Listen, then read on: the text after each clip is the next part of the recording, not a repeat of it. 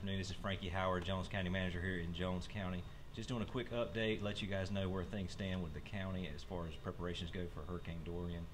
Just real quick, if you didn't know who I was, I'm County Manager, been here for 12 years now. This October, raised right here in Jones County, went to high school, graduated Jones Senior High School 2001, so I'm back home now working for Jones County.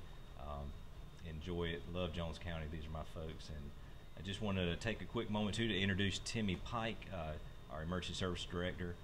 Started with us several years back, so just tell some folks a little bit about yourself. Yeah, I'm Timmy Pike. I was started here. I'm working on my 17th year now. I started out with EMS, and we've worked our way up, and now I'm Emergency Services Director here.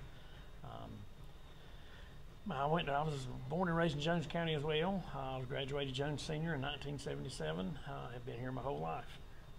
Perfect. We're proud and glad to have Timmy on his team here in the Emergency Service Department. But just want to let you guys know we are monitoring Hurricane Dorian. We've had our control group meetings yesterday, and department heads have been taking the last couple of days, even on a holiday weekend, getting prepared for what could be worst case scenario for Hurricane Dorian. So we've been topping off generators, getting our shelter ready, which we'll talk about here in a little bit. But Tim, you got any updates just on the...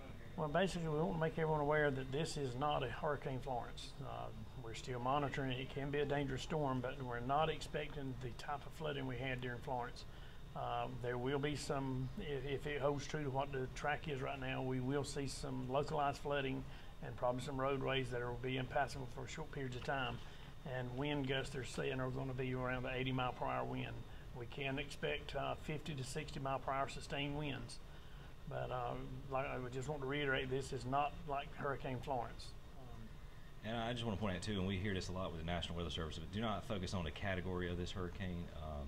A lot of people get, right now as a 11 o'clock update, it's actually a Category 2 hurricane, but there's still a lot of uncertainties as to what it can do between now and the time it gets off our coast. So don't let your guard down. We're certainly not letting it down here at the county level. And just to point out, we've been through Florence less than a year ago. We've certainly learned lessons.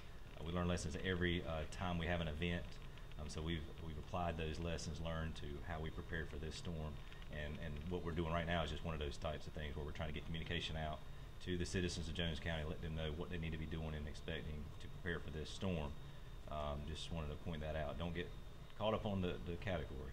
They're projecting to be maybe a 2 and a 1 when it's off our coast, but you can still get some torrential downpours, and flash flooding is something that we are focusing on, areas that are prone to flash flooding. Certain roads will be impassable for a short period of time while we have flash flooding, and we'll be keeping those up to date as we know them.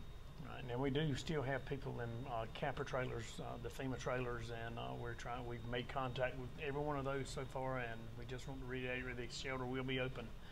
Like Frank said, they will be getting you I'm handing that out to you here shortly. Yeah, we're going to do an update specific on shelters, but just generically, the shelter plan is to be open tomorrow, Wednesday, at 5 p.m.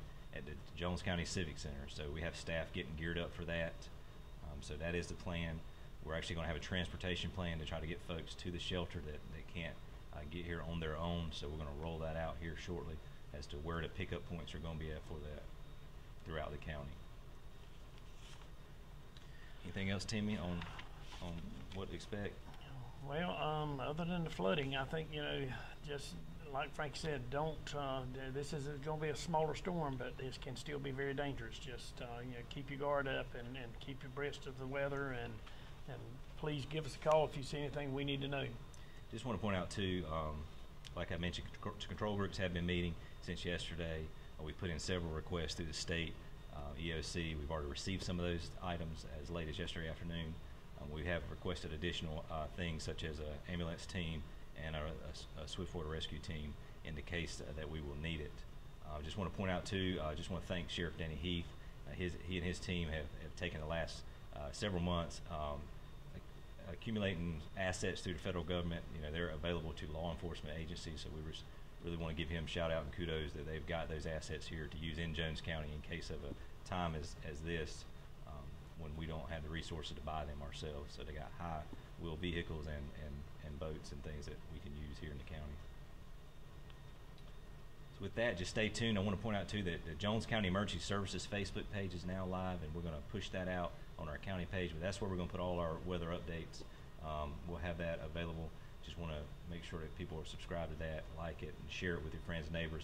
And also, you know, we want to look after our neighbors. You know, this is a grassroots effort. I'm getting this to you out on Facebook, but maybe your neighbor doesn't have Facebook. So look to your neighbors. Try to help each other out. Make sure you're checking on your neighbors during storms like this. Make sure that if they need any help, to get them the help they need, or get in touch with us. And with that, get in touch with us at the EOC. It'll be activated tomorrow morning fully. The phone number is 252-397-0007. Somebody will be there 24/7 starting tomorrow morning. So with that, we'll look for an update real soon.